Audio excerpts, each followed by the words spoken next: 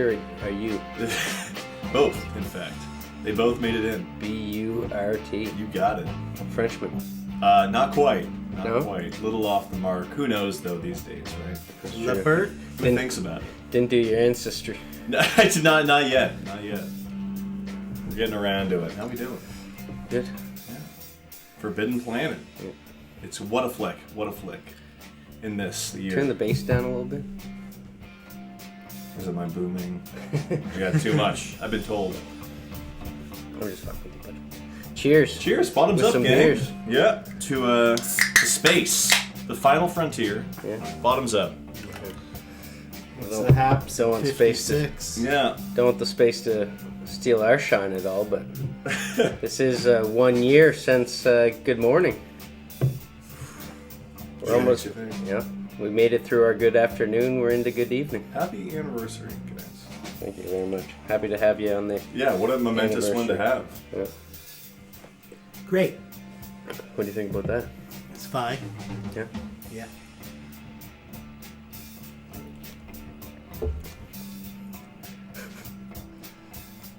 How do you feel? Well, A year older? Do you feel a year older since You look a year older. Good man. Morning? Hasn't cut the hair since. Oh, I know. It's That's a good the- look for him, man. It's the only thing gone that. bananas with it. Yeah. I did. If you cut this to Good Morning, I wouldn't change.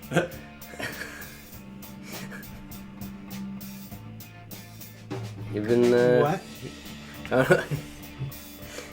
If it's been loyal to anything, it's been the hair. That's for sure. He's a loyal man in general, I'd say. Wouldn't discredit him that much. The word loyal is cool. Yeah. That's the thing he enjoys most about it.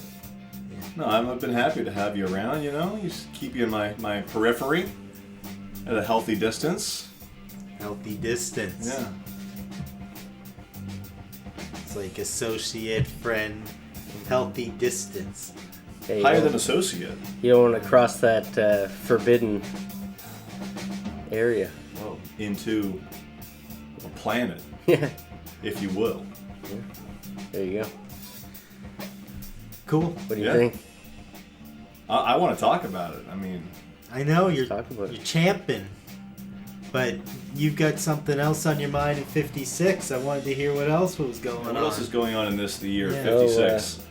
I gotta see what the contemporaries were, really. Vincent Price was in While the City Sleeps. Ain't got it. Jimmy Stewart Oh? was in It's a The wonder. Man Who Knew Too Much. Oh yeah, that's a popular name. Grace Kelly was in High Society. I just saw Micah for the first time in a while. And I'm guessing that's why these three low-grade morons were the star cast of this film. Yeah, Forbidden Planet. the young Leslie Nielsen. Very surprisingly young, and then you caught me aback because I didn't realize Airplane, 1980. He's a little baby in this guy. Yeah, For sure. serious back then. Forgot about that going into Yeah, this. definitely. I was expecting a wacky Leslie Nielsen role. I was expecting more slapstick. I was waiting for it, There is slapstick. There is a little bit. Little bit. but I thought it was going to take like a huge turn into, Leslie Nielsen territory. Yeah. Sorry, you haven't seen this movie though, correct? No. Okay. Have you? Yes. Yes. Oh. Very recently, within the past hour. Wow. We talking about Forbidden But for the Planet? first time, we've all seen this movie for the first time Yeah. in the past 48. Yeah. Nice. Threw me for a loop. Yeah. But it was delightful. I had fun. I liked the space stuff. I liked the space sounds. It sounded like space. Yeah, right from that splash screen. Oh or yeah. whatever. It was the first thing I thought. Just as we were waiting to start the Blu-ray disc, just that.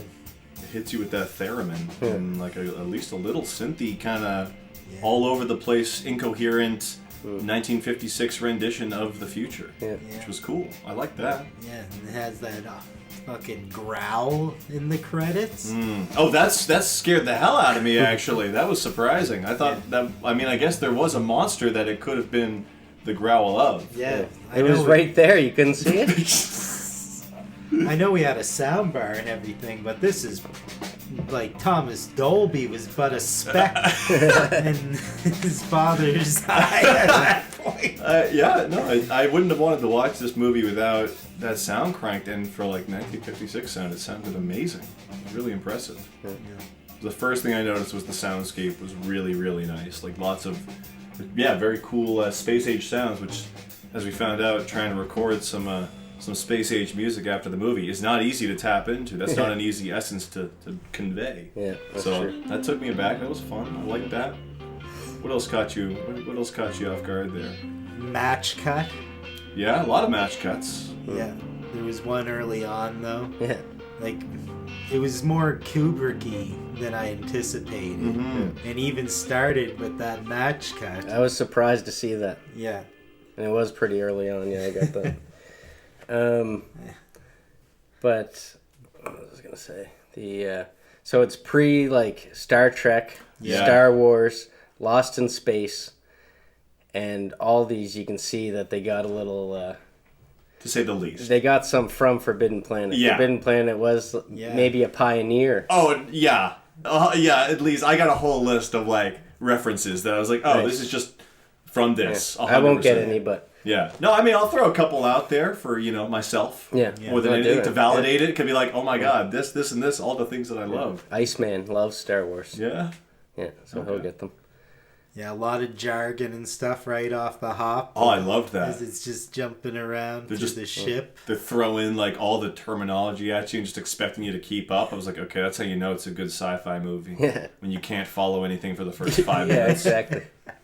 Just I was hoping you guys were going to get all Professor Eyebrow on me, because a couple things I was like, yeah. They're just like going a little too into the physics for me. I was so happy to let them just prattle on and just like take it in. You know as what's it's going on. Yeah, exactly. I mean, the main takeaway is that Jerry is a fuck up. Because that guy starts the movie by piloting them into the sun. And they're just like, It's a little warm in here. What's going on? they're like, oh, Jerry, you scamp. You done it again. And we watched the deleted scenes afterwards. And sure enough, they go right into it almost immediately. That scene where Jerry piloted them into the sun was longer. And they just fucking harp on Jerry for a bit, Like, you did it again. Yeah. So that was, I liked seeing that, like, that's just something that could happen in this world. Like, interstellar travel, guy asleep at the wheel there could result in death of everyone instantly. But that teleporter. Yeah, I don't know. That was weird. Yeah, on the Blu-ray disc, didn't it seem like there was some weird trickery going on? Like, it seemed like it was changing to a different shot. I was looking for all the trickery. I actually was doing the transfer for Frankie, and I sent him a video that said the transfer is going to take 3 hours, and behind it I was playing Forbidden Planet. Oh, no way. And I forget what the line was, but it was very early on. He's like, oh, I got to take a soundbite out of that. Yeah. And then it goes into the teleporting scene. So I was like, oh, man, here's a full meal for you. Mm-hmm. Pick apart this. So I told him the movie. He's going to watch it and make something out of it, because he's a drum and bass producer. Okay, yeah, lots to sink your teeth into for sure. Fuck yeah. What was happening in the teleporter? I didn't understand at all.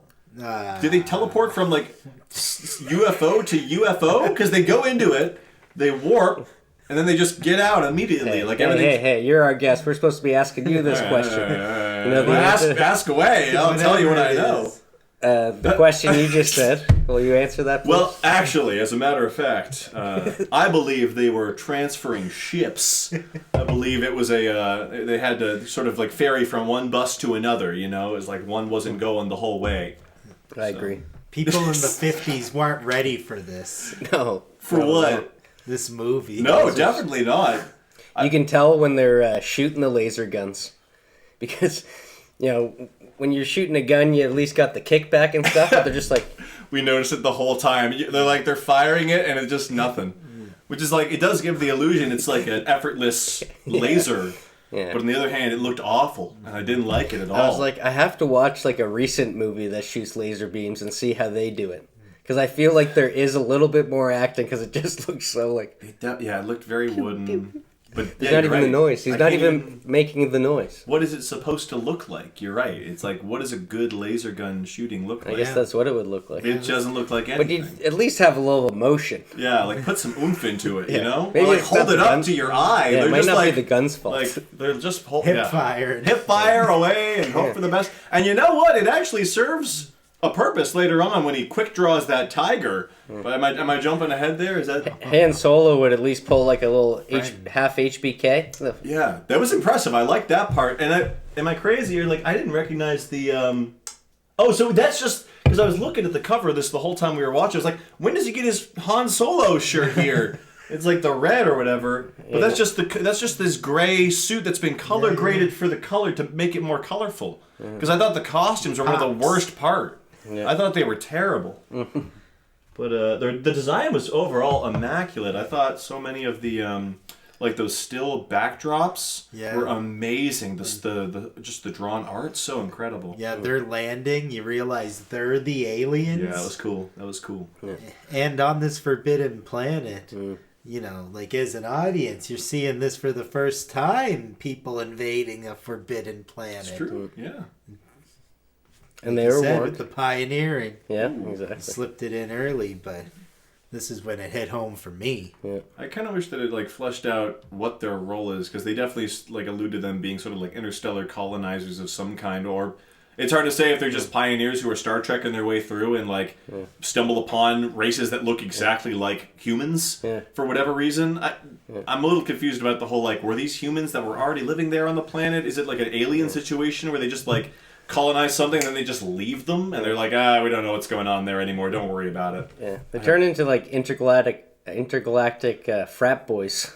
Which one, the USS dudes or whatever? Yeah. Oh yeah, and there was another Space Odyssey thing there where they were trying to get them not to go to the place at the beginning where that dude's hanging out forever. Yeah. And it's like, no, don't come to the planet. We're good here. Yeah, exactly. There's a lot going on. You're not gonna like it here. Yeah. Sucks. Yeah. We just have one super hot girl that all of you are going to be clinging on to for the rest of the movie to a creepy degree. Yeah, it's my daughter. Yeah. Make sure you don't swing by, though. Yeah, and I'm just as creepy as you guys. Yeah, they were all super weird. Yeah.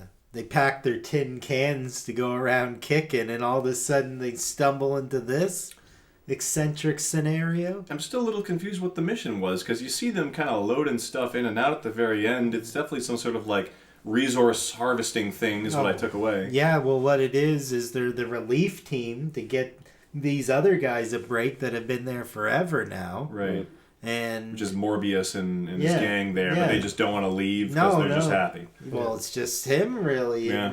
Everyone else died from Morbius. I mean, I feel like I'm jumping all over. Vampire podiatrist. It threw me for a loop, the name. Yeah. And his appearance too. He is vaguely vampiric in his like presence. He's got a big sort of Dracula kind of like Wish version of Vincent Price. Yeah. But the stairs, I forgot to mention the stairs when they get off of the spaceship. Mm-hmm. That was a fun scene. A lot of footsteps. Yeah. I'm blanking on this. And I think that was... Yeah, once they are disembarking. Yeah. Clip, clop, clip, clip, clip. And because they kept using the stairs.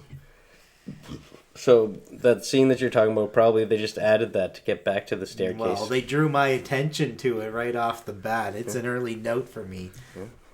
They wanted to. Yeah. The stairs get so much... Like, the stair scene with our crazy monster later on is so much different. I'm going to pause for a second. What's this son of a bitch right here? Son of a bitch. Kill it. 2 in a row! Did.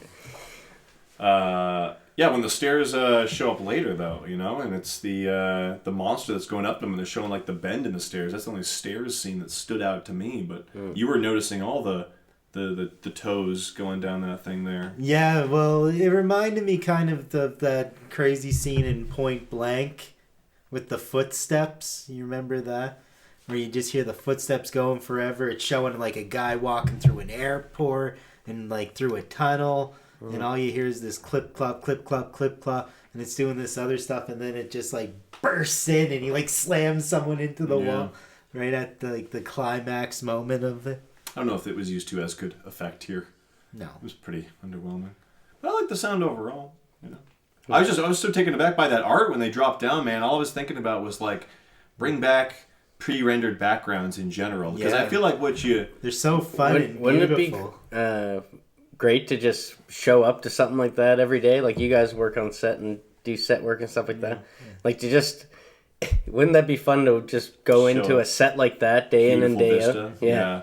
I mean, we do get to go to many beautiful vistas in real life on our... Because you guys go on location as well. Yeah, so that's fun, but I agree. It's like what you're gaining in photorealism by going to an actual location or building a set, you lose out on a certain level of artistry and like auteurship and intent you see that frame. It's like, you know that from storyboard or concept art, that's exactly what they want you to see. And it felt like that shot...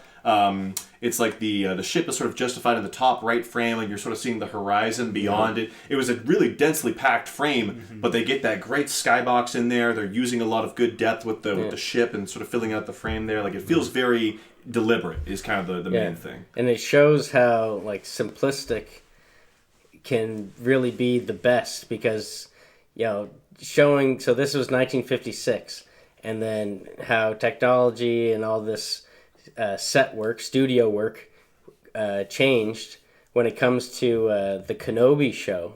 I find they really fucked that up during the fight sequences, because not only did they fuck up the color correction with how bright the lightsabers, because they actually had these sabers with the light coming out of them when they were doing it, but the light wasn't projecting onto the background. Yeah.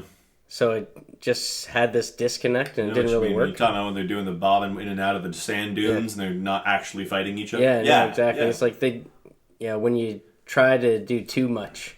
I mean, I definitely wouldn't expect... I much rather the background in this movie than to see something like that I called out right away. Right. I would never expect a Star Wars show that's releasing nowadays to have that level of like auteurship or vision, behind it. Whereas like this movie clearly is like someone had a vision for what they wanted to do here. And it's like, I never felt like I was seeing that more than when I see those still frames and you get those huge, huge vistas. They were colossal. Like, really, really visually impressive for all that stuff, Yeah, J.J. Abrams. Yeah. Is his name? Yeah, sure. Even Star Wars directors being named after this guy. Boo. Am I wrong? Yeah. So where were we? We were talking about that beautiful green sky. Beautiful green sky. I feel like we got to get to, like, 2 moons. 2 moons. That sound familiar to you, Star Wars fans? 2 moons. Couldn't help but think about that one. But I feel like if we want to get, we got to get to the biggest guy, because it's like that's when the references start rolling. Is when this is Tatooine. Tatooine and our C-3PO shows up pretty quick, Yeah. Robbie's like in there in the first probably 15 minutes, and like he's the best part of the whole bloody movie by a county mile. Yeah, this is what I Him and the cook. I like the cook, yeah, he had some good stuff. Yeah, he's sterner than I thought he would be. Robbie? Yeah. I also thought he was going to be more friendly. Is that what you were talking? Because like you mentioned after we watched the movie that like it wasn't what you expected. Yeah. Can you tell? What did you mean? I thought it was going to be like a kids movie. Yeah. Or fun for kids, at least. Not like foreboding music. There's some horror elements. when the beast is sneaking around all invisible, that was scary. Yeah.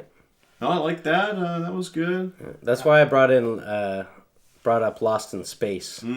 Because I thought that, I looked back and they don't resemble each other as much, but I thought that when I saw Robbie, it was almost a spitting image of the robot that they used. Like they casted the same robot. Didn't we establish that that's the same robot designer who did that? In Lost in Space? Yeah. God, what was it? Kinoshita? Is that right?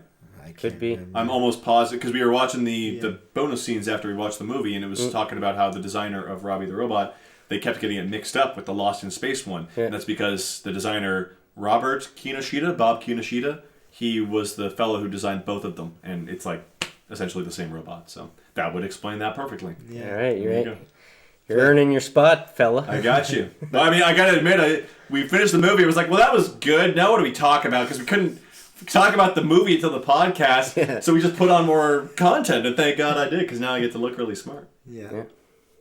Oh, yeah. This is all deleted scenes. Yeah. Bastard. Yeah, don't give me too much credit. Although, we did have... Bastard. Cheers to bastards. we had Robbie the Robot on our show, on the antique show that we do. Yeah. As a toy. So I also got a history lesson from him then. No way.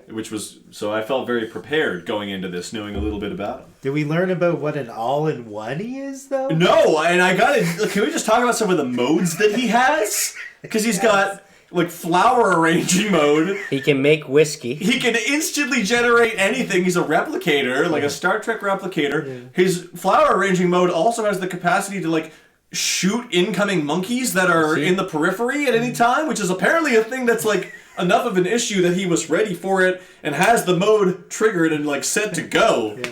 Bulletproof. Bulletproof, gets treated like the Cybertruck. Yeah. He was very, like the whiskey thing alone was like, all right, man, you have earned your place as a lovable character for anyone. What were they saying? Just like in that documentary or in the deleted scenes, they were like, everyone, who wouldn't love to have a Robbie, you know? Yeah. I was like, I get it, man. Yeah, including I didn't come by him. Yeah. Remember when he said that? That was It was a look at each other moment where we were starting to have a little chuckle at our new host expense. We definitely. But words mean things. 100%, and I think that everyone like when in the desert when he's coming through the dust there. I loved the line where he said, "We're being met." As Robbie was coming, old-timey space talk. Oh yeah, when they the tremor. I thought it was a tremor. Yeah, what's the context? What are they being met by? Robbie. There was the big dust cloud coming. But the terminology that they use, are being met. Old-timey space talk. Yeah. I didn't come by him. Did you catch that one? No. You didn't catch the little innuendo between him and the eccentric man and Robbie? Not yet. Fulfillment of all of his outer worldly pleasures. He was programmed to serve. Oh yeah, no, I do remember that. I didn't. The come by him slipped me, but I remember it did seem kind of suspect that he was like, you can do anything. You know? It's the first question that is it the There's only one thing I need you to do, but anything. It's the first thing the guy asks is like, so are you a man or a woman, Robbie? And it's like, what do you care? Yeah. What does it matter? Yeah, Robbie. Yeah, what are you going to do? Yeah. I know you got to make some small conversation when they put up like Batmobile shielding all around you. Yeah, that was alarming. And Rock's out the window, just like Silver Lake. You notice that shot? Like Silver Lake was like all Hollywood sets and stuff, but the underground stuff, you could see like the rocks underneath or whatever. Yeah. Some of the shots you could see them right outside the window, so it just kind of struck me the same. Yeah. All I heard you say was oxygen promotes rust. It's true. That a Robbie line? Is that where everything is immaculate? In the control room and stuff? Nothing looks aged or used? Oh, I think it's because... all self-cleaning, anti-rust? It's something to do with how they're saying that there's high-quality oxygen on this planet. Oh, yeah. Or else they wouldn't have been able to just walk around it. Right, they do make a point. Yeah. But... for as futuristic... They ADR'd enough of it, they might as well have had fucking helmets on. Yeah. Robbie, loud as fuck. To the point they couldn't use any of it, apparently. Oh, really? Yeah, every line, every scene that has a Robbie in it is all all because he just whir and the actual buzz. Machine. You know?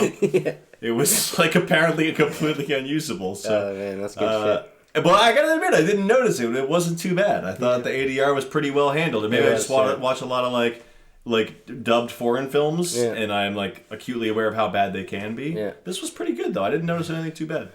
Yeah, there's just like one or two times that you'd see that like it was a little off. You'd think that they just had to do like one line or something like that, but I didn't think they'd have to do like a full scene. I never even suspected that. It was pretty well handled, and it was like there's a lot of Robbie scenes too. Yeah. What'd you think of this guy's radio is on a lighter leash? Oh, I didn't catch that. That seemed pretty spacey. Oh, that's his his little zip pull his communicator, right? Yeah, I forgot about those. Seemed a little redundant. Yeah. It's like having your glasses like kind of looped around your neck there, like making sure they don't go anywhere. On your head? Yeah, or I mean whatever, you know, like Yeah. Come on, it's not. Just put it back in the holster, dude. It's like, are you gonna drop it? Yeah. You know what? As I say it out loud, I'm like, a lot of crevasses on that planet. You know? He had a funny ringtone as well. Is that right? Yeah. We'll get to it. Yeah, we'll get there. We'll get there. I'm not done talking Robbie. I feel like Get back. the Played by Barney. is that right? Oh, yeah. The guy inside? No, Barney himself. You can tell the walking. I remember that walking. That's been in my brain since I was Yeah, not ham. a kid. Not a hammy movie there. Serious Robbie. Mm. Suffering the limitations of Robotniks. Not quite. Yeah, Sputniks. Yes. Eggmans. Yeah, what'd you think about those stop motion drapes? Are Are we still on the Robbie train? I mean, I got one thing for the Robbie train. Okay, real because quick. I'm moving into more. No, I know. I'm eager to talk about catch those up. drapes. But no, that scene where they like do the introduction for Robbie and they test out his like morality drive or whatever, you know, his ethics core. Yeah. And it's like, shoot this dude and burn your hand and stuff Yeah, like that. yeah, exactly. Torture yourself. Yeah. I was a little taken aback by how eager the guy was to show off those features of Robbie. Yeah. And I gotta admit, they really set it up like they were going for like a RoboCop, kind of like Ed 209. You know what? I had that in my notes. Yeah, that that was the first thing RoboCop- I thought, because they were like, shoot this man. Yeah. And he was so confident it wasn't going to do anything. Yeah, And I was like, I've seen how this goes, and I know how violent this is going to turn. Yeah, when they were finding out he was bulletproof. Yeah. That was big RoboCop vibe. Very much, but it goes in a... It's like if Ed And 29 actually Futurama. worked. Yes. Futurama. With the hollow phone. We'll get there. That's a whole other fucking... That's a crazy... is the Futurama thing a hollow flute? Whatever? You know? Is that what you were talking about? What's the Futurama thing you were talking about? Oh, just the way they were just traveling through the planet to get to the eccentric guy reminded me of it. I like that. Yeah, I had the vibe early on. And then the daughter came in and changed the dynamic of the entire movie. Yeah, very Turned much. it into a fucking Everyone show? turned to cavemen. Yeah, exactly. Straight up. I mean, like Porkies. this advanced, universe-trotting society. Yeah. Just everyone goes, oh, woo, yeah. Fucking Yeah. It's like And the fucking- unbelievable. The middle guy there's just chopped liver. Newman. Yeah. Well, I liked that Jerry establishes his rapscallion position immediately in that scene. Yeah. They'd be like, "Oh, you don't want to talk to the captain there. He will like definitely alluding to like him being a creep and a half. Yeah, exactly. Like, dude, come on, man. That's your captain there. Yeah. I know, and then the captain followed suit, and I was like, "Ugh, they're all like this. They've been in space way too long." Yeah, well, they just flat out admit it. The guy's like, "You'll have to excuse us there, sir. You know, if we make a couple passes at your data while we're here, we've been in space for a while." Yeah. Yeah. Part of my French, the bicyclette de ville. And she was like, She has friends. I thought she was gonna end up being like a next prototype or something like that. Just how like emotionless she was. Yeah, I like that. She was kind of robotic in her approach. Yeah, that was the most interesting thing about her. And then they turn her into a floozy by the end. And just like is like going with everyone. It was ridiculous. Robbie was her only sibling, so she kind of took some of his traits on or something like that. Yeah, and he was like that older brother, always walking around carrying heavy stuff. Well, That kiss really did stimulate something in her. I guess. Like I said, the best part about her is when she's like, "I feel nothing about this. Why do you enjoy this?" no, I'm like, yeah, "That's exactly. good. Yeah, That's fun." Like, I want to see more of that. And then by the end of it, she's like swooning and like they're doing full like melodrama. I was like, Yeah, what yeah. is this? Yeah, Did you exactly. watch like a series worth of like soap operas in the days leading up to the final events of this? Yeah, Fucking exactly. farmer's daughter. Yeah, very much. Very much. I'm running away, Daddy. Yeah. Yeah. I did not like any of the stuff with the guys and her. It's very weird. Yeah, it was. And it really took me away from the great stuff, which is like her and Robbie. That stuff's fantastic. When she's like, "Make me the dress for tonight," and he's kind of like doing that sort of Big Brother act. You know, like Fucking Cinderella shit. that was dope. Birds flying in with ribbon. Well, imagine how much that wish fulfillment fantasy would have like hit for people in the current year of 1956. Yeah. It's crazy to think about. Yeah. And they're like just to drive home that she isn't a total captive, stuck there. And they're like, you got friends. Yeah. Sure. Yeah, tigers. Yeah, a couple of deer. They live in like tiger. a biodome. It's like a Margaret Atwood dystopia. They're living in pods. Yeah, I know. And you could see and they're the only pod on the planet. It really raises questions how well adjusted she is, considering she's been raised by a literal monster, 2 deer, and a tiger. Seem to be her main associates in life. Yeah. You saw a little funniness there with that shot too when the tiger walks through. Oh, that was the best one. Yeah. You see each individual frame of the film being edited on a slice by slice basis. They each slice. Oh, that was the best. Yeah. I was looking for technical stuff like that the whole movie because there is so much wizardry like that they're pulling off the whole time. Yeah. I was really impressed by all that stuff. And they finally get that ham moment with that magnet.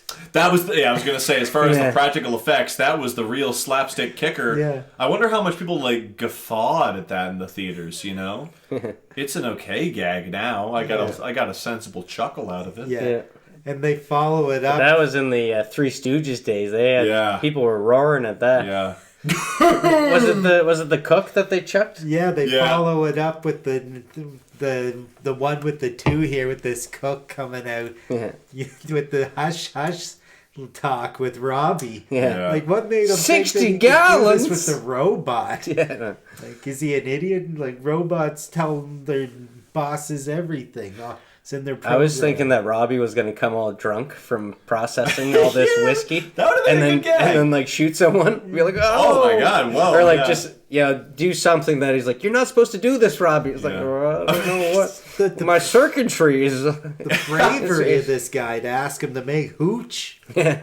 Well, there's your Futurama reference right there. Robots turning off booze in the future, right? Couldn't get over the fact that he went above and beyond to bottle and label every individual one of those 60 gallons. Exactly. Yeah.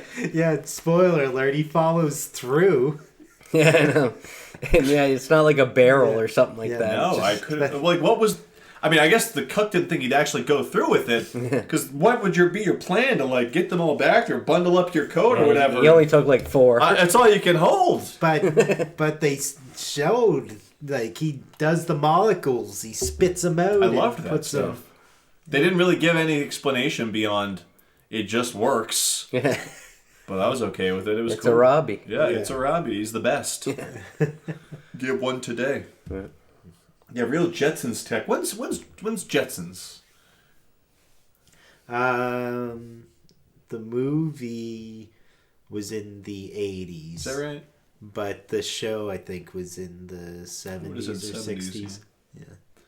Just curious. Yeah. Did you notice that Jerry, before the kissing scene, it's Leslie Nielsen is talking to whoever, and you actually see Jerry sneaking off with the daughter, looking behind him, no one's even noticing. Oh my God. I wasn't noticing. Yeah.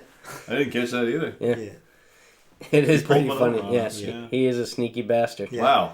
Gets yelled at, or yells at her, and then she goes and tells her dad. Yeah. Just like that. Yeah. Guy had no qualms over the 3 men arguing and fighting over his daughter. You know. Yeah.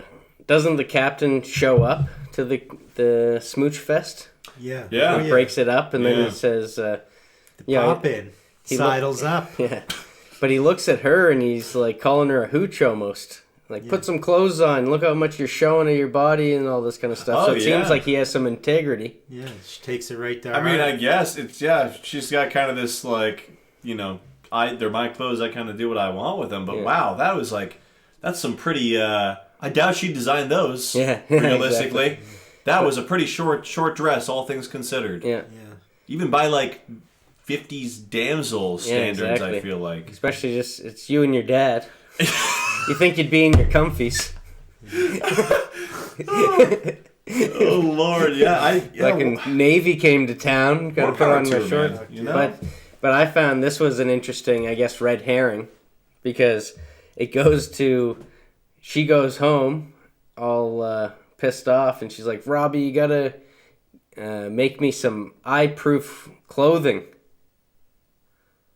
I was wondering how Apple technology has Puffy shirt. came to the year 2090, and then it goes to the invisible creature getting onto the boat, getting onto the ship. Mm-hmm. So I They thought interrupt the love hexagon. eye-proof. I thought it was actually eye-proof. Like he made her a invisible cloak, and then she was the one going onto the ship. Oh wow, that is a tangent. I'm wrong.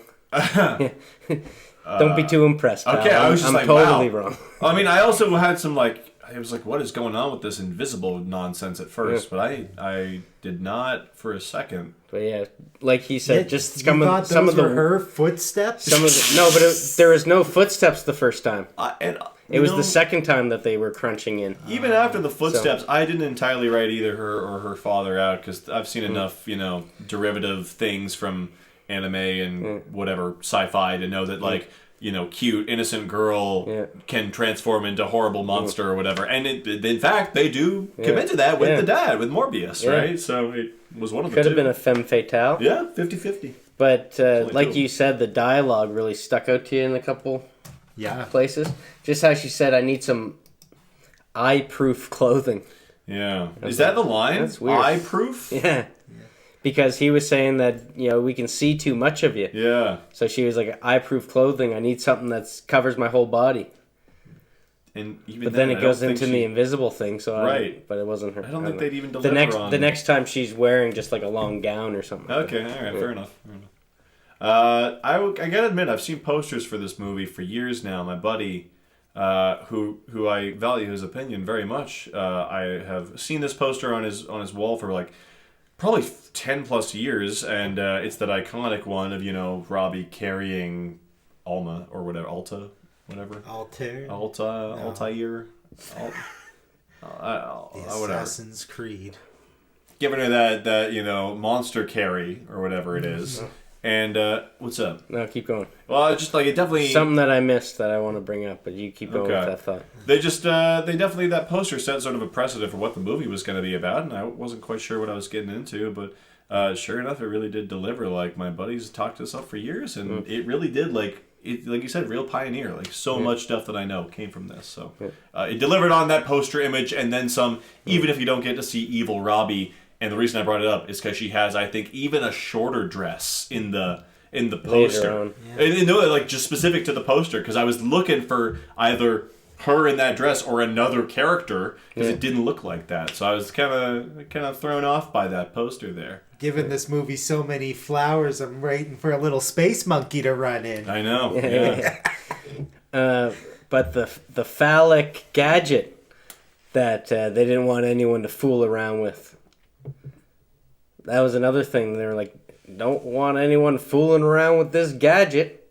What is this? And then that's the gadget that was fooled around with. Yeah, the one still, when I thought it was he her. was setting up outside. Remember, it was like a light bulb kind of. A tube with a red wire. And he was like, oh yeah, well, now that you're done doing it, why don't you put it away? Yeah, so you don't want anyone fooling around with this gadget. Yeah. And then it was fooled with. So I thought it was her, fooling around with this gadget with all the sexual tension going on in this planet. You know what I mean? It was very forbidden. Again, I was wrong. Yeah. Hey man, your mind was wandering. You know? I know. No. Everyone's was. Definitely. This could have gone any number of directions. I did not expect it to go into Space Pool Lolita. Yeah. Definitely. But what would you even describe the direction that it goes in? Could even have been a spaceship named Desire. That's true. You are expecting it to go down that path where he does succumb and start kissing her, and then we kind of spoiled a little tiny bit earlier, but vaporizes the tiger. Yeah, that was a left field moment. That was the most interesting part up until that point. Yeah. And then things really cooled off between them. Yeah. Well, I mean, seeing your new and only man you've ever been romantically involved with vaporize what's probably your best friend. Yeah.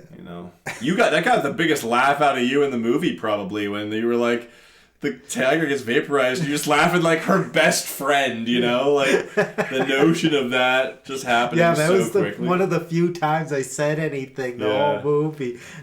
Yeah, that was her best friend. Like, I knew that would fucking spoil their relationship a little bit. So what do you think the tiger landed on? How is this back to the innuendo? On all fours, obviously. Yeah. Must have put a mat. I don't want to break its ankles. What do you think? It's a cat. They literally can't fall. That was a cliff. It was a hill at most. It was fine. Best. Yeah. And you know what? I bet they sliced that frame right down the middle, and there was no drop at all. You know, he was just doing a little Another ledge. Yeah, ledge to ledge. Yeah. Yeah. Yeah, Right. they mirrored the image. Yeah, right. He just leaped right back into the circus van. Yeah, really. Christ. Yeah. Well, yeah, because like they definitely have her in the same frame with the deer, but do they have her in the same frame with the tiger? I can't remember if they show that, or is it all with the split frame kind of stuff? No, that they're doing? no, It's all definitely. split frame? There's funny stuff going on with the tiger. Yeah, and then they do like the corpo check-in after that scene. You know, the corps are like calling in to see what's going on the planet because they've been down there for way too long and they have no reasonable excuse. So they do the call and they sort of show off what's going on there, and then they like cat call the girl over the fucking like radio. They like do an actual like I can't whistle but the whoop whoop. You know, I was like, really? Like in the future? Yeah. I don't know. Yeah. Men have not evolved in 2090. I got a kick out of it because it was just so outlandish that like not only are you like being forced to call in for your job and be like, hey, you're still working, right? But then like they see the one woman who's there on the planet with you and like can't even hold back. Whoa. What's going on here? Yeah. And what about this scene Blondes were big back then. where they start milling about in the office there, and Morbius comes in and starts being the victim? Oh, like this is a robbery now. He's treating it Right. like. Oh yeah, exactly. Yeah, my wallet's up here, and this is where my take everything. my in daughter wallet. keeps her Just don't- jewelry. Just don't hurt me. Doesn't keep it in her bathing suit. I'll tell you that much. Yeah. And That's when I thought again her invisible cloak wasn't water resistant. yeah. And I thought I heard the word sabotage there. That's the one thing I got to go back and check on. Sabotaged? Yeah. I couldn't rule it out because it's such an interesting An word. advanced form of sabotage. It's got to be underutilized. Did we get to his office already? Are we in his office? Was that when that happened? The robbery? Yeah, this Armed is robbery? This is going to the secret evil underground lair. Okay. Yeah. Well, if we're in his office, the first thing I noticed was that he's got what I thought was a window outside to look at like the cosmos. And then the first line in that scene is what? What is it? He says, like, no windows in here? Yeah. Yeah, not even a window is the line. And I'm like, what the hell is that then? Did he actually put a picture of space on his wall Yeah. when he's in space? Like, what? Why wouldn't you just have it open? Just makes it feel a little more expansive. It reminded me of like a 90s game like System Shock or something. You see like the flat texture of like what is supposed to be like the outside space, but it's just like a 2D image, you know? Yeah, they're really airing everything out here. That's what you're supposed to be focusing on. You know, the truth is being revealed. That's true. There were a one lot of syllable revelations. at a time. Yeah. I liked all that. Lots of little plot. Blame the Krells. I love the Krells. Listen to this Krell music. The Krell lore was incredible. Yeah. Incredible. You had your subwoofer up for the Krell music, Liam? I did not. We cranked the Should've. Krell. Krell yeah? metal? Yeah. Were you guys practicing some? We tried some Krell hip hop later on. Nice. Little Krell big band. Nice. Do you know what Star Wars jazz is called? I wish I was joking with this. This is not a joke. No, I know the band. Yeah, so do you know what that genre of One music more is called? Yeah, time! from the top. Yeah, That's just like the lighthouse. Apparently it's jizz. Oh yeah. That George Lucas was having a field day. when he came up with that one. But that's what the Mos Eisley Cantina band plays. He was watching Space Odyssey. Yeah. Yeah. So we tried some Krell's He's been jizz baiting later. to that movie his whole life. Yeah. Yeah. Well, you got to shoot a couple of lasers to get the door open. You know what I mean? Yeah, shoot the monkey away. Yeah, you gotta be ready for those, man. They'll get your fruit. Your fruit bowls are at risk consistently. I was that threw me for a real loop there. This whole fucking episode of Cribs. Yes. And I know, it's funny that he's like, they left behind a couple artifacts. Yeah. And then they walk into this huge Immaculate. fucking, laboratory. Yeah. Oh, the control room. I barely can scratch the surface of what this all means. Well, we got to talk about the control room a little bit because we were joking It's when he just first showed up there. Simple archway. Yeah. Archway. It has like a 7-tiered door. Yeah, exactly. We can theorize what they would have looked like. Yeah. But like the first thing they say when they go in there is like, we really have no idea what any of this stuff is, or like how it works. Yeah. Except for this intelligence test. Yeah, actually, even then, Fucking everything about this. that was like, I don't know if they really understood that because they just go into that and like fry their brains. That's when he's like, you're a low-grade moron. Yeah. Don't worry, Captain. There's nothing wrong with The doctor. Yeah. The You good just doctor. need a loud voice, is what it is, right? Yeah. Look how big their heads would have been. Yeah. Accommodate a real fucking Thinker. big head. Somebody Real like thinker. Elaine. Even. Yeah. Okay. Watch out for forks. Look how blast-proof this door is. Sorry. Yeah, exactly. There you go. Weak recoil. And, it's still like locks are locks, right? Not 2090, you still got to spin it like a vault. Well, I mean, like It wasn't the spin. It was like like a joystick. yeah. I don't even, Like It was a bop it? code. It was Yeah. more of a code it than a looked like a spin. bop it. Yeah, it's a little bit of a Don't bop. you know a code from a spin? He spinned it, bopped A it, twist from a twisted, shade. Watch Twist the it, shit on turned your it. phone. Pull it. passing. Simon says all of these things. What? Fucking my French Hey, short no, he out call- for he a calls- second there. Calls Doctor. No, he doesn't call Doctor a dum dum. I called Doctor a dum dum. Yeah, what's the power source? No, Brad. no batteries or nothing. Yeah, we don't really get it. Where's the cords? I don't know. We don't know. Yeah. Who knows? It'd be really weird if this machine malfunctioned and caused some sort of And they're like, nightmarish creature to appear and murder everyone. yeah, see all these lights? These are as much power as we have, and we're just using the little corner of that one. Yeah. I like that. I thought Yeah. that was great. Yeah. It's like, all right, then you can literally see the scale. Although he has the audacity to be like, yeah, it's literally to the power of infinity, practically. Yeah. Like, well, that's not how that works. There's a set number of those hexagons in that room. And I guarantee the set ended there. Yeah. So they're like, yeah, exactly. they go all around It the goes room. around- it keeps I going. promise. Yeah, don't worry about looking over there. Yeah. Yeah. Because it's just that little corner you got to focus on. Very effective in that regard, because I gotta say, I didn't care about seeing the rest of that room. I had seen enough after. You know what? I didn't mention earlier, but as far as the design goes, that room's fantastic. Their ship, the actual UFO itself, sucked. Thought it was terrible. Yeah. The inside, though, I thought was cool. I liked their like navigation Oh dome, yeah, the orb. Yeah. They were so economical in the beginning. Yeah. When they were just going back and between those shots, it even showed like Transition to the the dome, the UFO away to from it. the dome. Yeah. Like Like the globe. Globe was cool. And then I like the IQ test, and I like their little the holophone thing or holoflute, whatever we're calling that. their fences work like shit though. Yeah, Yeah. apparently. And the cook, when he tries the hooch, Yeah. he's Yeah. and it's smooth. It's dude!" But yeah, What they're do you just say? like, It's got like fuel in it or something like that. You know, it's like whiskey and just jet motor fuel. oil. Yeah, exactly. And they're like, we just got this huge laser fence. Yeah. Security is at its all-time highest. You don't mind if I just sneak out there, do you? Yeah. I'll be back in like 4 minutes or something. Do a pal a favor. Yeah. I'll give you extra mashed potatoes. Yeah. Well, I guess.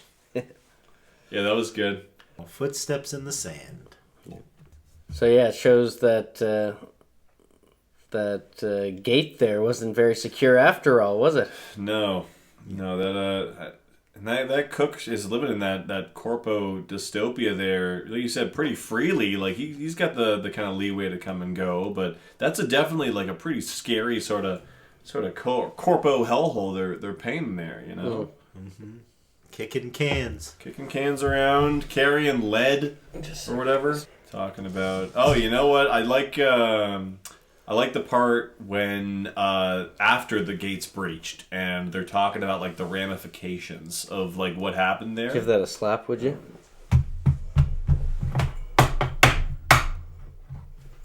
There you go. Good as new. Got a winner. Yeah, I got you guys. yes. Yeah, when they're giving their corpo punishments, and the guy gets 20 extra watches for dreaming. That got the biggest laugh out of me. That was like some Brazil shit, you know? It's like... I had Brazil vibes, and almost the initial scene of the whole movie. Yeah. Just when they were walking, yeah. But I got a good kick out of that. I also wondered what 20 watches entails. Is that like 20 days of like staying up, or is that like 20 like non-Earth hours, you know? Like what's a watch? Seemed like a lot for dreaming, you know? It felt like a very harsh punishment. Yeah, it's one of the few things in here to quantify. A watch? Yeah. Well, let's give us a hard metric here. What are we saying? One watch is... It's got to be close to 4,800,000 megahertz. Is that in metric or? No, decimal. Oh. Early decimal, yeah. It's just space jargon. Yes, exactly. I like a good watch though. What I like always when they come up with like names for it in other sci-fi, you know, like one rotation. That's always like a favorite of mine because it's like the most ambiguous. Like, sure, planets rotate. It could be any amount of time. Yeah, so exactly. It's like that's probably got a good amount of variation in that. We could throw that in there and be pretty thoroughly covered. Yeah, one turn of the sun.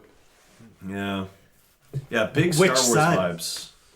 You know, just the two suns, the two moons. Yeah, the robophobia. You know, him being afraid of like Robbie right off the bat, then being pretty apprehensive of it. That was giving me some Mando vibes. You know? Not that there's anything wrong with that. Not that there's anything wrong with that. But yeah, you could definitely see Leslie Nielsen wasn't as quirky as he usually is, but he was definitely quirky, if you get my drift. Oh, you've been saving that one. Yeah. Almost blew my load at the start. Yeah, it was worth it, you know? Yeah. Hold on to that guy. Am I right? Bends my step. Usually a lefty, but I'm right here, aren't I? Oh. All right. I wish your body could be strewn upon the comms room right now. What do they say? Yeah, what do they... It's like splattered around or something? Oh, yeah, I have it. Yeah, what do they call them? Eviscerated. Plastered around the room. Plastered, it was plastered. Yeah. Oh, plastered. He's plastered around the room! I was a little bummed we didn't get to see that, but I guess they got to keep their PG-13. Yeah, Oh, yeah, he's got a bicycle horn for a ringtone. What are they clocking? Yeah, I wasn't sure if this was part of a dream or anything, because Morbius starts staring off pretty heavily at this point in the journey. Yeah. The claws going on. Yeah. And, yeah, they, like... the monster gets revealed. Yeah, can we talk about the monster? Yeah, let's do it. Because was it the same effects... in the one that you watched? Yeah. I don't know if you watched that early Wolverine kind of it. Or... I was also taken aback by the fact Mufasa seemed to sneak into the movie for the duration of that. Like, he looks like he's like animated by Don Bluth or something, you know? Yeah, the tiger mutant soul. Yeah. And maybe I'm just too used to seeing like 3D CGI renders, but it was really weird to see a 2D, like hand animated lion. Or two-legged lion? Yeah. Is that the monster? Liam the lion. Because it made sense with the... Because it was just like catching the edges of everything, so it was kind of drawing it out. Yeah. Yeah, it was. I like that a lot. I was blown away. And the fact it goes off and kills like 3 guys. It was very Fantasia-like. It was, yes. Oh, my least favorite. I got some Fantasia Disney vibes movie. from that. 2000? Yeah. Would you go so far as to say? What? Perhaps. I hated Fantasia so bad as a kid. That is... I wanted to love it, but fucking just... Why? I saw it in this... What do you mean? It's a musical. Oh, yeah, that was just not my bag. I saw it in... Probably like it now. Maybe. But I as remember a if kid, it was Florida. Maybe it was Vancouver. As a kid, in this weird theater that was like a sphere all around. So you're pretty much surrounded by Fantasia. Like, it was such a crazy experience. Like, I know they have the 360 or whatever it is now, which is kind of weird in the theaters. Make me, cried as a child. But it was just one big curve. That sounds awesome. Yeah, it was crazy. Yeah. Fuck. I know exactly what you mean. Big fantastical Fantasia vibes. I'm still not quite over the fact you don't like Fantasia. Yeah, I guess You like I was Fern too Gully? young for Fern it. Gully was pretty I sweet. never saw that. What? Yeah, I did Same watch vein. Fern Gully. Yeah, that's cool. I did watch that a few times. It's definitely an appreciation right now, I think, in the lieu of, Disney's 10th live action rebooted whatever, Little Mermaid, whatever, Beauty and the Beast, all that stuff. I think there's a big nostalgia for like that golden era. Because man, no one's making stuff like Mufasa in this movie anymore. It's just like as soon as I saw it, it was like, oh yeah, we're in 1956. Yeah. It was such an acute reminder of like what era of animation is going on and what they could do with the effects. Yeah. But I loved it. And like I said, they really go off there. Like those 3 guys get mucked. Poor Jerry gets his big final shebang here. I haven't heard much. What in a long about time. Yeah, this is when they're really lame with the laser guns. Yeah, they're not even trying. Although I liked their like turret defense sequence, and I gotta say, as far as the references that the movie's given me, big alien vibes as far as like being hunted by the solo kind of stalking predator, and then big aliens vibes when they're doing the turret holdout sequence. It's like the turret kind of like definitely a very like patient sort of build to the approach, and then it's full like guns blazing for a little bit, right? Those big guns that like satellites. The batteries. Yeah. And Not to be the sports fan, but they had a 4-point spread. And it's making me wonder about that like specimen claw they had too that they got to check out for a bit. What the fuck was that about? And where did they even get that They from? said they replicated it using a DNA analysis of the footprint. Of course. Which is like, Robbie at it again. If we can make whiskey out of thin air, they're like, all right, sure, you can make a scaly footprint, whatever. I don't give a shit. Fine. Okay. I don't give a shit. Fuck you. It's good. We'll just cover that back up again. Yeah.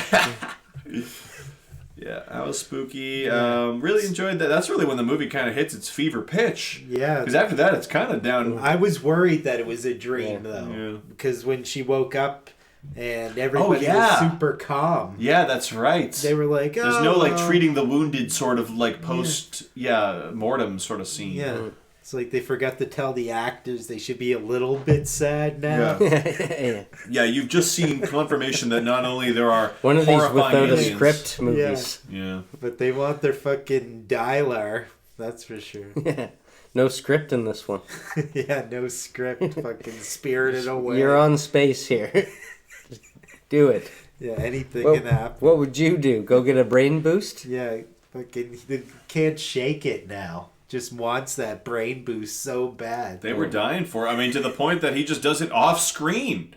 You show up into the scene, and then he's just like coming back. And I thought he's got the bruises. What's her name? I thought Alma had killed him or something because Robbie comes into the scene carrying his lifeless corpse. Yeah, it's like Jesus Christ. What did we? I gasped audibly. I thought Robbie was gonna kill him. I thought there was a big. I thought Robbie was drunk here. Yeah, this is the whiskey finally kicked in. Yeah. Yeah. But this is where you start reasoning. Yeah, she's a bit of a temptress now. Yeah, they definitely before it play seemed up like she was just like so unaware of the advances. Well, that's why they even start talking about privileges versus advances very early on, which was a funny play on words. Yeah.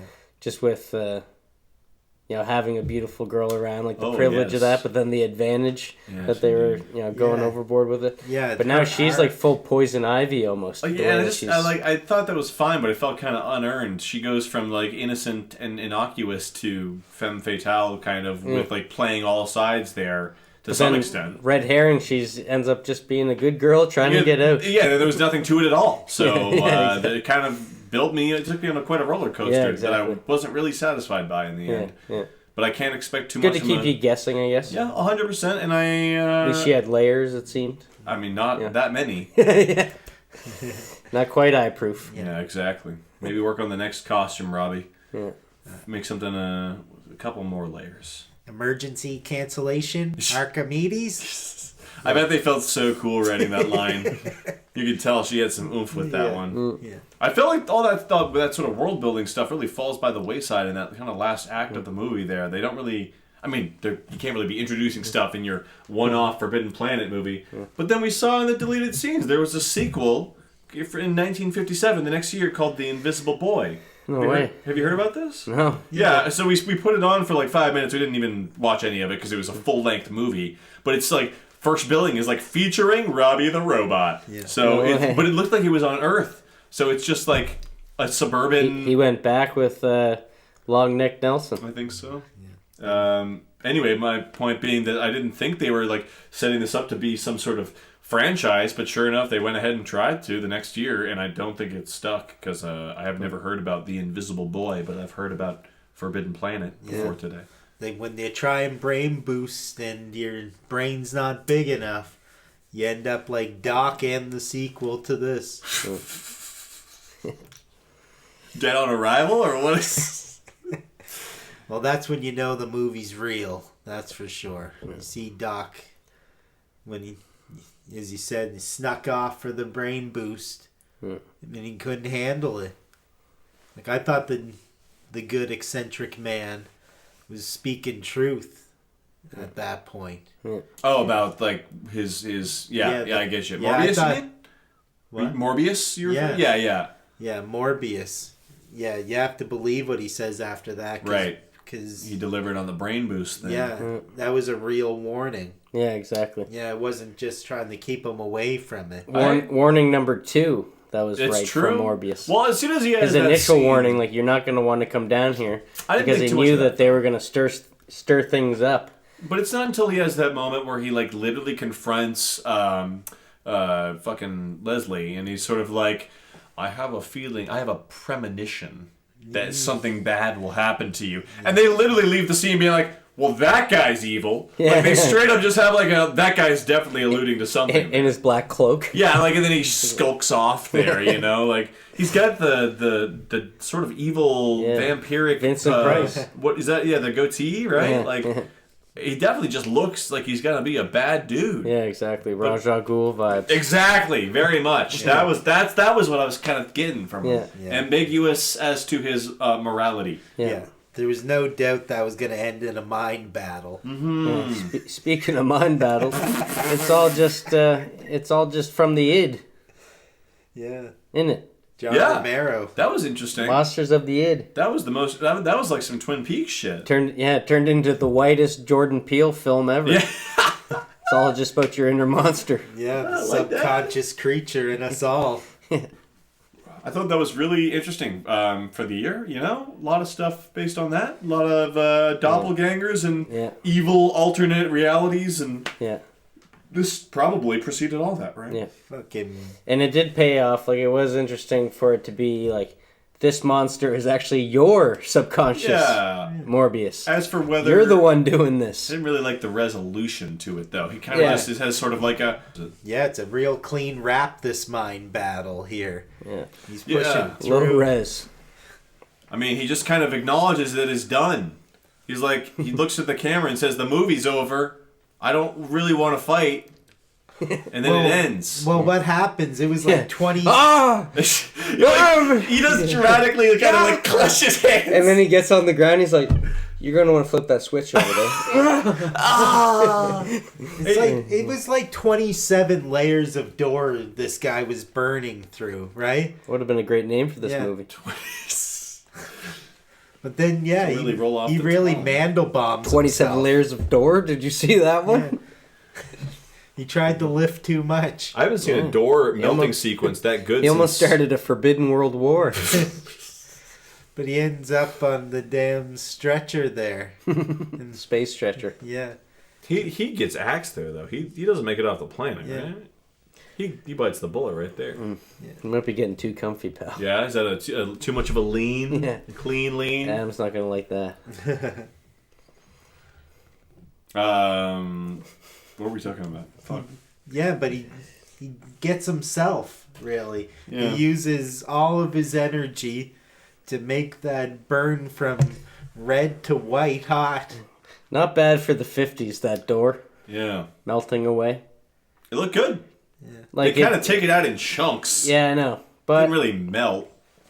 But something was hitting Like a it at the hand or same time, something, wasn't it? yeah. Wasn't the monster coming at them? Yeah, but So I was the trying to monster wonder would've what been it doing actually something? was, like film-wise. Like, Yeah. it's definitely someone punching their No, hand through no. like a hot white door. I think they just would have had something like they just had a stick and they're poker. just kind of poking. Yeah. But I was trying to like look to that and be like, oh, what's the monster? Yeah. But I was probably in the wrong to be doing that. I don't think this is that kind of movie. Yeah. Um, Like you'd never get away with that nowadays, but for 1956, Looked I good. thought they did pretty good. looked Well, pretty but- good. But back to that switch, he gets tricked in the hitting. All of a sudden, they gotta be 100 million miles away to be safe now because of chain reactions. That did seem kind of unnecessary, and it's also like you're That's telling a me stakes raiser right there. there's nothing else in 100 million light years that like might be worth not turning into fucking cosmic dust. Like that guy just made the call right then and there. He's like, whatever happens, happens. You know. yeah, exactly. He's gonna nuke the nearest 100 million light years, and we're just rolling with that. Yeah. That was a huge play, and everyone kind of just was like, well, time to go. Yeah, back to Earth. Back to Earth we shall go, I guess. That was a pretty big call to make at the end. And real quick, before we're off those doors, I gotta say, all I could think about was that Star Wars Episode 1 sequence where Liam Neeson is melting the door, Yeah. you know? Oh. And like, because I don't see a lot of doors getting melted. And I think about that sequence in Episode 1 a lot. And this was, from 1956, it's about as good as that scene ended up being, I think, right? I Like, agree. that was a good looking door melt. They delivered on the white hot, maybe to a jokey point. Yeah, But it yeah. did feel like a very good Yeah, it was culmination. almost turned you know? it into like a tin can Yeah. the way it kind was of cool. opened Yeah. up. Yeah. It felt like a white hot crescendo to the film, which I was happy with. Because, you know, they deliver with the monster, but it was good to have sort of that emotional climax as well, too. Even if the stuff with the dad was a bit messy. Yeah. I liked it. And what the fuck happened to Robbie? Where was he? He's on the ship getting wasted. Did you see? He's part of the gang. He was, yeah. He's fully integrated. Apparently, he's going back to Earth for the Invisible Boy. Yeah. So, And if he forgets an idea, he'll kill himself. That was another thing from the extras. yeah. The David Lynch voice. Oh, God, that's right. It was in a deleted scene with Robbie. There's like a small tidbit where they have his ADR voice. They didn't get his final voice in yet. And Adam pointed out immediately, that sounds like David Lynch. And then I couldn't unhear it. It's all of his lines sound exactly like David Lynch. He has sort of the loud voice, you know? And I was like, what is happening right now? I couldn't shake the vibe. It was good, though. It was instantaneous. Yeah. Those were a delight. And he was just a glimmer in his goddamn dad's eye back then. So, you know, she can't bear to see the sight of the Earth, or the forbidden planet, go kaboomy. Sorry, I don't know why. The name is like, what is it? What's the actual planet called? It's like something 4, Talos 4 or Oh some my shit. god, there's so many numbers. I When just- he's reading one code there, he's like CDX284D9Z. The forbidden planet. Something about that just gets me. It is the forbidden. Well, I joked at the end. I was like, because the end hits, and I was like, thank goodness we escaped the Forbidden Planet. Yeah. Because it felt like it was short a title drop. I was expecting it so hard. Yeah. With a name like that. And I had a great callback because his roommate Duncan, like, we were joking around about like, he doesn't make me come or whatever. And then he comes back in and we're, like, watching the extras or something, and then, like, talking about Robbie, and they're like, there's a man inside of him. And I was like, I bet there was. It's like, yeah, there's confirmation for you. Yeah, everyone wanted to fuck that robot. Oh, yeah. Well, that's what it seemed. Everyone was getting really friendly with them when they were getting off the planet. Well, sorry, I guess I forgot to mention my biggest reference takeaway, obviously, is the Fallout Securitron, of course. Which is, of course, yeah. Like, to a T, yeah. It's Robbie the robot. And also, in Fallout New Vegas, Fisto is programmed to please. I don't know if you ever did that side quest there. Fisto. But Fisto is straight up Robbie the robot with a fist attachment, and you can undergo a scene with Fisto. And you can experiment, and that's kind of what I went into this movie under the impression, like, thinking about Fisto more than anything. So when that guy asks, is that... Not that there's anything wrong with that. Not that there's anything wrong with that. Yeah. When they're asking if that Fisto is a man or a woman, sorry, Robbie is a man or a woman, I was like, it's not important. Is he programmed to serve? Everyone got fists. Yeah. Morbius, Mephisto. Yeah. How many movies of the 50s end with the main dude grabbing the girl and everything's gonna be all right, baby? Yeah, really. It's the way and then that's when the biggest jump cut. He's holding her, everything's gonna be all right, and then it's kind of like cuts to them kind of like not exactly where they were, and then they watch it go kablamo. Yeah, but did it not seem kind of weird that they're like, we're just going to blow up this planet, take this dame back to Earth? That did seem really weird to me, yeah. Yes, it did. It was super weird. Yeah. I still can't get over the fact that it's just like a human woman in like I feel like I missed some critical world building at the beginning as to like humans being scattered across the galaxy. Because is she like an alien? Well, they had the same problem in a village in Platoon. They came from Earth and landed there. Okay. And then the wife died. Right. And then they just stuck around and then everyone else died. Yeah. I guess it's not that weird then. But she even alluded to that Jerry wasn't the only person that she smooched with before the captain. She was kind of like, oh yeah. There were others. Kissing all the boys. Yeah. It just seemed wrong. It did seem weird. A minor blemish on an otherwise fantastical and, very, big in scope movie, it felt like. Because I feel like... We rose-tinted over some of the misogyny. Totally. Like, oh, yeah. I feel like there's a lot going on under the hood. Like, we glossed over the Krell in, one sentence.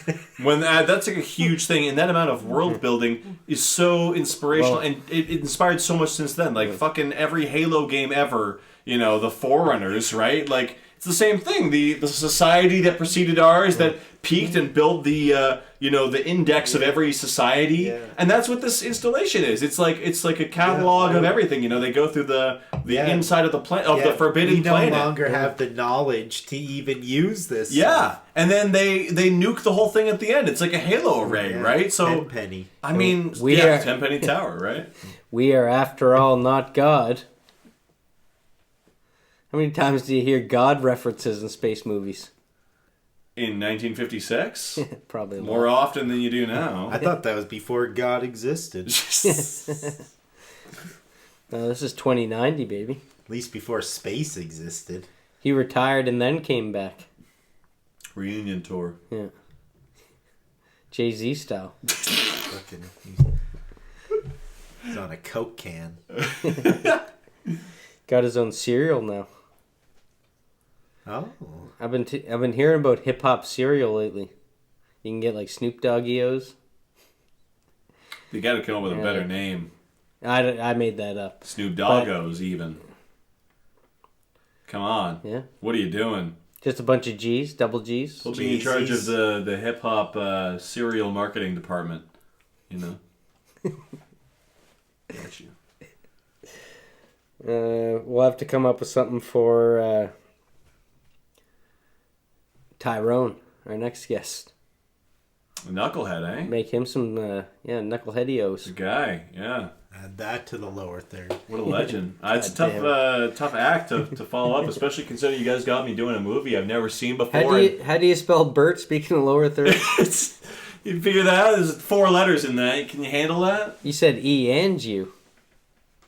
Yeah, the E is silent. Yeah, is the end in metric? You're gonna want to make sure it's in kilometers, because I've had it in miles before, and it really fucks with it. Bertlometers. Okay, so I got a question. Let's get serious. Yeah, hit me, Please. How did you guys come up with this gene pick, anyway? I don't know how we ever talked about this movie. Like, we've been talking about watching this movie for probably a year now. Yeah, a couple seasons ago. How did this ever come up? So we had... How? Is Rob aired yet? Unreasonable? What? On the show? Rob Reasonable? Robot. I got that. Oh! Rest in peace, Pat Stay. Yeah, sorry, reference. Pat Stay, pour one out there. Sorry, Robbie the Robot on The Past and the Curious. Yeah, did it play yet? That would be like season 3, so I think they're probably airing that roughly now. Yeah. So, yeah, that's right. That would have been exactly it. Sorry, yeah. So I brought up the fact we had Robbie the Robot on our show, The Past and the Curious. Can we leave that in? Yeah, probably. That's why I was trying to see if it aired. Oh, yeah. Yeah, I mean, I'm sure it's fine. Anyway. But anyway, it got us, at least me, a little bit invested in Rob the Robot. And I wanted to see where it came from. Because I think I had seen Securitrons and stuff in Fallout, and then when we had Robbie on, I was like, oh shit, that's the Securitron. Yeah. And I want to know more about where that guy comes from. And then we started talking Forbidden Planet on the segment, and then you and I were like, we should fucking watch that. Yeah. And that was probably like a year plus ago now, and here we are. We actually did it. Yeah. And it delivered. Had it in the saran wrap till today. It was very satisfying. Bought it many months ago. Yeah. Yada, yada, yada. We watched the movie about an hour ago. Yeah, pretty much. And I liked it, and I'm glad I got to talk about it. But I got to say, I'm hoping I get to do something a little more close to the heart next time, because this is great, and I got to see next something that fucking in your hot and fuzzies. I wore my Dead Space shirt there because of my my jumping off point right there. That's where you want to go. I want to get onto that level right there. Yeah. But that was right from the pancreas. We'll do some sci-fi stuff next time. I like sci-fi of any kind, so Forbidden Planet, I couldn't tell if you're a sci-fi guy or you're a Leslie Nielsen fan. Probably not a huge sci-fi expert. Not a huge Leslie guy. You like Half Naked? I've never seen any of the Naked Guns. You didn't even know from what side. From what side of what? No.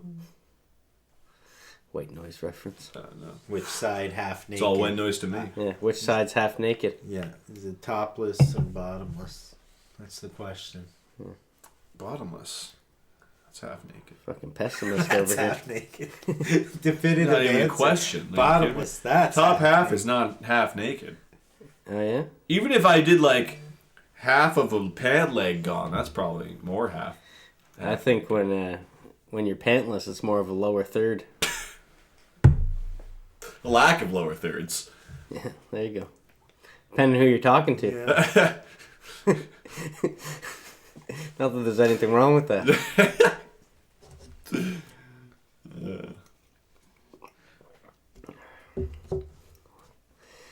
So where can we find you, Burt?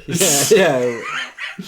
I got no good plugs, man. I'm on all the social medias, but we got you and me got a short film we got in the pipeline. Yeah. So I'm stoked to release eventually to the world. Let's do it. Yeah. It's coming. It's happening. You and me have worked on some stuff too. We haven't done it in a long time. The By day. By day. Love to see it. I know. Hope it eventually comes out. Our good buddy Bill Chernin. Yeah. We'll see. Intentions were good. Intentions were good. I liked what I saw. Yeah.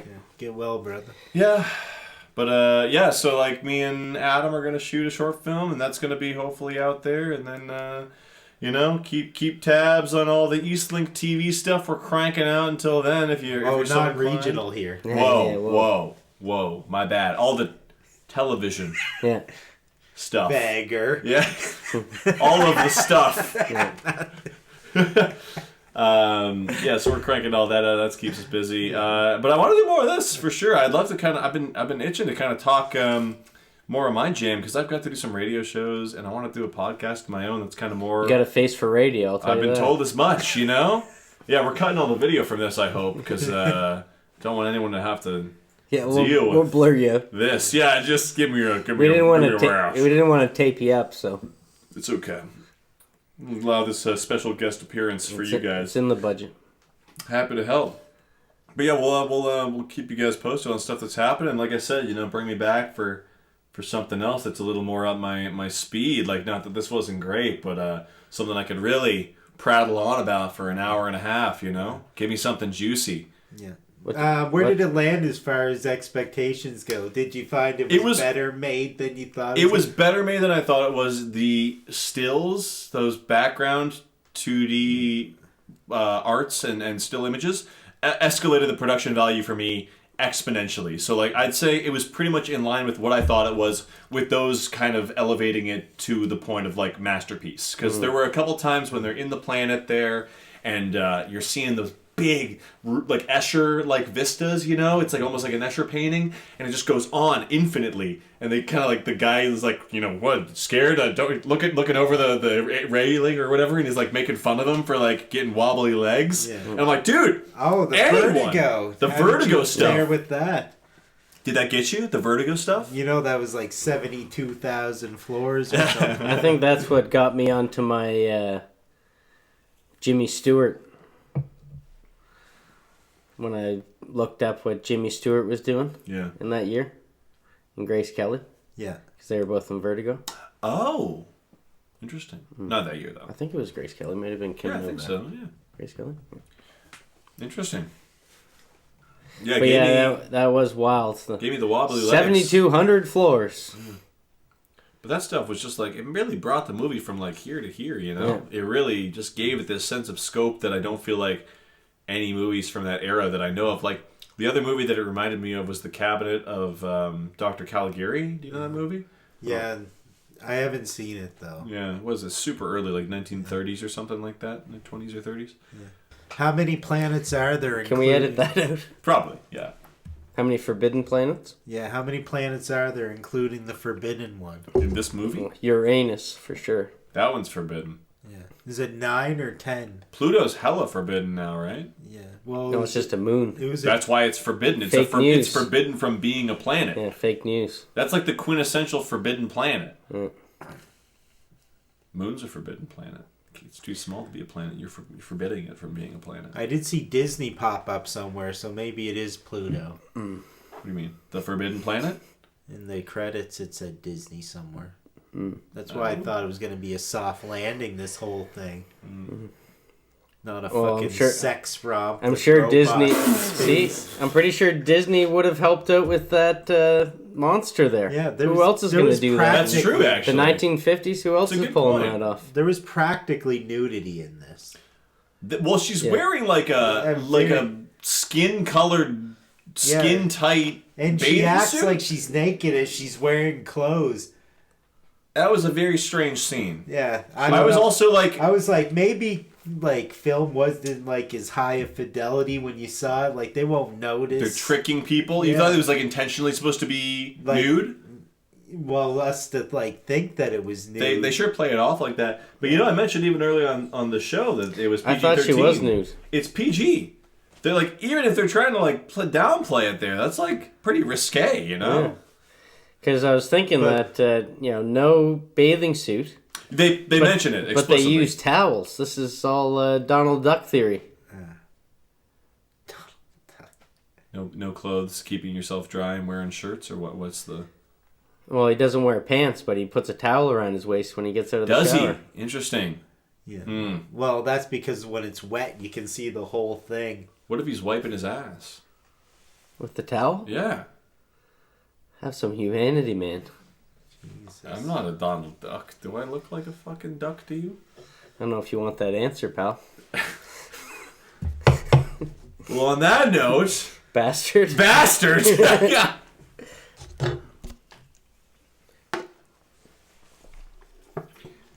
Oh. What's next, man? I'm glad that we could cash in on your wretched disfigurement. Yeah, exactly. I'm happy to share it with you guys. The holidays. Holidays are up. Yeah, it's actually Christmas. Oh, yeah. Next week. I didn't know. Not that there's anything wrong with that. There's anything wrong with that. Or whatever you celebrate. Whatever it may be. Hanukkah just passed, maybe. I want to watch that 8 Crazy Nights movie this year. It's up here. I've never seen it. Oh, it's great. For some reason, the algorithm has decided that I'm going to be spammed with clips from that, and I feel like I always watch like one really bad Christmas movie every year. Like I did the Star Wars holiday special last year. That's too terrible. Yeah, I've actually made a point of watching that consistently, but I can't do it. It's like how much can we actually get through that? So I need to mix it up this year. And I always loved The Iron Giant, and I know that's by the same studio that did The Iron Giant. Oh, that's a good one to watch. Yeah, so 8 Crazy Nights. Yeah. Oh yeah. Which is because like that was. I saw it in theaters. I think it's really. Great. Oh yeah. Well, that was that studio's last bid to make some money. They were dying, and they thought, Little Nicky's a big hit. Yeah. Let's cash in on that. Well, it really shows the genius of Adam Sandler. That he could convince that studio that he was a goldmine, and he does the whole soundtrack. And most of the voices. Yeah, no, exactly. Whitey. Yeah. Because we used to buy the CDs, me and my brother, and Whitey was a character that was on all of them. So it was amazing to actually see Whitey on the screen. Yeah. These horrible voices. Yeah. I'm going to come out of the booth.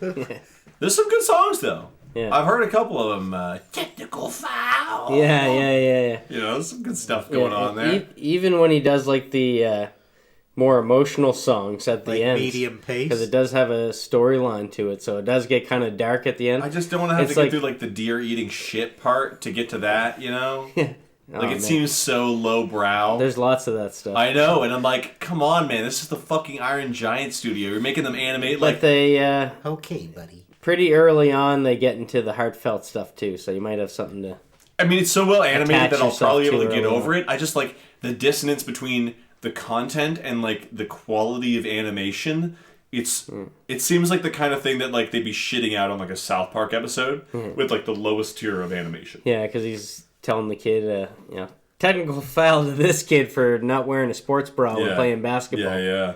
And then later on, you see him in the mall trying it. That's good. Yeah, there's a lot of that. Well, like look at not even Happy Gilmore, but Billy Madison. Yeah, like super lowbrow. Adam Sandler's 100% Fresh special. Loved that recently. The Chris Farley bit on that gets me so hard. So I was like, I'm gonna mix it up this holiday season. He said heart, by the way. Yeah. I heard it. Oh God, man. Not that big of a Chris Farley fan. I'm gonna watch the first 3 Die Hards, Lethal Weapon. I've never seen Gremlins. Whoa! And some. Is Lethal Weapon a Christmas movie? The first one. Is it? Yeah. And kind of the 4th one for me as well with Jet Li and the flamethrowers because it came out at Christmas. The way that he took that gun apart, but he holds the gun up at Jet. The first time I've ever seen Jet Li. And Buddy holds the gun up and he just dismantles the whole gun in fucking 2 seconds. Yeah, it came out on VHS at like the week of Christmas. Okay. So I watched it like at Christmas. I'm still not over the Die Hard thing because neither 2 nor 3 are actually set at Christmas, correct? No, 2 is at Christmas. Oh, is 3 2? is the one with Samuel L. Jackson. I know, I love Not 3. Not even close to Christmas. Yeah, you just want to watch it? Yeah, when I watched the first 2, it's hard for me to stop. Yeah, I love the third one so much. Yeah. I actually have never seen the second one. No way. I don't know why. It's just always because I don't know how I skipped the second one and got to the third. I love it. Yeah, I'll check it out. It's at the airport, right? Yeah, that's cool. That's cool. Did you ever play the Die Hard trilogy game? No. Oh. I played Max Payne. I thought I was good. Yeah, it's almost like that kind of graphics back in the day, but it was PlayStation 1. Oh, okay, 90s? No, yeah, 96 maybe it came out. That's but cool. Like all the games were different. So the first game, like you went in different floors in Nakatomi Plaza. Oh, I never heard of these. And the second one, it was an on-rail shooter through the airport. That's sick. Like it was like a light gun shooter or I didn't have a light gun for PlayStation, but so you had to move around the reticle. But could you hook up a light gun? I'm not even sure because like things were pretty spotty. There was like Lethal Enforcers where you rented it and you would get the gun with it. Oh, that sounds sick, man. I'm stunned. I feel like I have my ear pretty close to this kind of stuff, and I've never heard of these Die Hard games. Yeah, and the third one was one where you're driving through New York, and you'd have to call ambulances to clear your path. That's cool. And that's awesome. Yeah, but it was like very arcade. Okay. So you had to keep hitting things, checkpoints keep your time in order to keep going. Yeah. So it was super stressful. It was not a casual driving game at all. That sounds cool. I mean, that's a pretty stressful movie. A lot of bomb defusals and shit. Mm-hmm. Well, that sounds like a fun Christmas compilation there. Like I got hung up on the Die Hard 2 and 3, but that's a good balance you got going on. And I did enjoy The Night Before is kind of a fun one. I heard that's great too, yeah. You never checked that one out yet?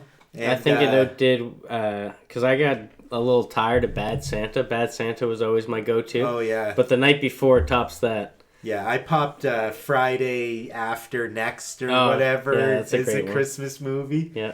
And Violent Night. Violent Night's great.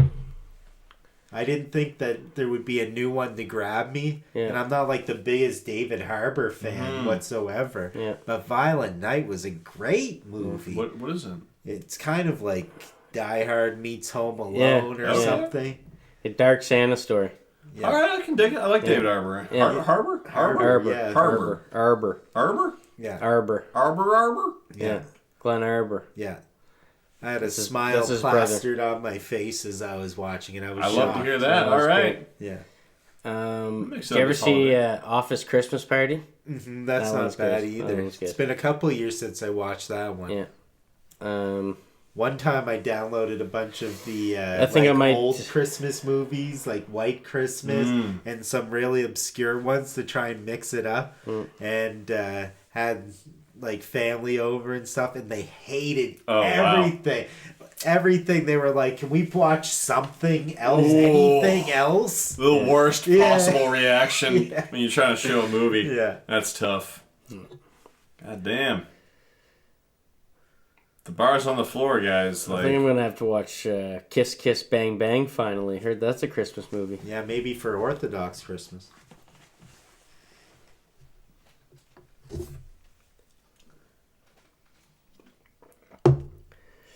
What a conclusive swig it was. Yeah. You got anything left? I really don't. I really got nothing, man. No watch cool sci-fi movies. Watch our cool sci-fi movie when it comes out.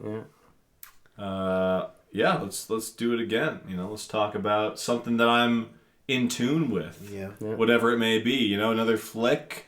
I feel like you threw something my way the other day. You were like, let's talk about that. But I'm blanking on what it was. It was something as soon as you threw it at me, I was like, that's the one. I can't wait to talk about that. Because it was definitely something I had seen and was very passionate about. But I'm blanking now. Maybe we'll just have to drop that little... Oh, that was Hot Fuzz. Oh, well, yeah. I mean, that's an easy... I would love to talk about that. It's top 3 movies of all time for me. For me, it's Alien, Hot Fuzz. It's a genre. It's a genre that we underutilize here on the podcast. We don't hit a lot of comedy, so... Yeah, I mean, this one had a lot of meat on its bones for us to talk about. A lot of juicy lore, a lot of, production that went into it. So it gave us a good amount of stuff. But, I'm like that guy with Hot Fuzz that'd be like, actually, do you know this scene has this part, this part, and this part, and this part? I don't think Liam has seen Hot Fuzz. I don't know if I've watched the full thing. Come on, man. Shaun of the Dead? Yeah, I've seen Shaun of the Dead. Yeah. And I'm pretty sure I've seen bits and pieces of Hot Fuzz, but I haven't watched gave it its due. I've watched that movie a ridiculous number of times, so would love to talk that one. Yeah, but this is getting my brain whirring. I think I gotta have my own little shebang to talk video games because it's getting that spark going. I gotta talk about all that stuff with someone. Yeah, I know. I had a similar thing with all the point and click adventures that I'd like to. You want to be able to talk about those? Yeah, well, it's just I play them almost as not like therapy, but to chill out. There's something about the type of puzzles that are in them, and they're so story dependent, and it's so many things with video games. It's this stories that I'm always after. Mhm. And it's just like such a waste to play these and not talk about them I know. sometimes. It's the same with movies. I finish and it's like the first thing I want to do is like, what did you think of that? And so it's definitely the same with games. And always when I get That's why we're here. I know. I relish the opportunity. So whatever. And Microids, do you know who those guys are? They made like Siberia and some other really highly acclaimed games. No. There's this one game I found called Carlos. Okay. And I played through some of it, and I couldn't even find clips of it on YouTube. Wow. Woof. Yeah. You were out there with those point and clicks, and just generally like the games that you play, man. Like I consider myself really tuned into video games, and you always find a way to be like, "Have you heard of this thing?" Like, no. How have you heard of this thing? Like, how did you find this? Yeah, fucking Toonstruck. What the fuck? It's good. Like, where do you come up with this shit? What do you? Well, so many of these are things that I would read about in magazines when I was a kid, and just had no way of being able to track down in the real world. Magazines? What the fuck is that? The goddamn. Well, I'd have to go to the library to look at magazines. Library? Still go to the library. I'm surprised this isn't from the library. Yeah. And like Discworld. You ever hear of those games? They're like based on Now he's just Terry making stuff Pratchett. up. That's what I'm thinking, man. Like, there's no way the games you were reading about on magazine 10 years ago are the games you are now playing. There's no way it was previous than 10 years ago. They're not making video game magazines anymore. I had every fucking issue of Nintendo Power up until Future US went out of print. I only Chill out, Garfield. I only own like My sticky magazines weren't fucking Nintendo. We'll see who's laughing when I'm using my Nintendo powers to solve some sort of You have Hollywood Mania? conspiracy. Yeah. Mario. Mania, that issue of Nintendo Power that has The map? Yeah, it has all the maps for Super Mario World. No, I don't think But- so. Man, that's where I got like the most of my Mario lore as a kid, because it talks about other stuff and shows that were out at the time. Okay. Just to fill the magazine with interesting things. And they were so good. I'm being a bit facetious. I had like issues like 100 to like 280 or something like that. Yeah, But my parents wouldn't pay for me to have it, so I got a couple. you missed out. My cousin got a few like extra issues by accident, You and stocked so up. I had like 3 or 4 of them. But Best magazine ever, man. My aunt runs a magazine store. Atlantic course. News, Kid Too Magazine regional. still, but wow, it's cut gotta that be tough. out. Too regional. Yeah, too pluggy. But I feel like I kidding, just I get love the take that from place. her. It's just like magazines have got it pretty rough. The one on Queen Street? Yeah. Okay. So that's Queen, her isn't thing. it? Yeah, Queen Yeah. of Morris. Yeah. And awesome Not spot. the true But song. that place is they're mostly selling cigarettes and whatever. Yeah, Well, there's anything wrong with that. I do like a good magazine, even to this day. Well, Like, I still go and get one every once in a while, and the pleasure is tangible, but it's not the same one that it wasn't the same. The content is just not there. yeah, but some of them are kind of thorough. Like I read, Lord knows I like a hard copy. We do love a good hard copy. like I learned a lot about things like Python Yeah. through like single issue magazines. That's cool. That focused on certain things. Yeah. And- Yeah, if you can take away and learn from those, and I mean, like, I'm talking about the video game ones that I grew up with. I don't feel like those are there anymore. But yeah, those have definitely long gone. there's some that are interesting to me. 2000s. Yeah, they're There's just a- not there. When the episode there that you mentioned earlier, when that episode came out on PlayStation, the Episode? Star Wars, Think you guys can wrap it up here? We Oh got yeah, I know. yeah, the Star Wars one with the door. Oh yeah, That you one, read about that? when it came out on PlayStation. That's when the magazines were dying. That was, I think I have that issue. It was a different time. Yeah. All right, everybody. For more door slice in action, Yeah. watch Forbidden Planet. Hopefully podcasts are alive and well and not facing the obsoletality of some of the magazines we've discussed this evening. Truer words never spoken. Thanks for having me on. Cast away. Cast away we shall.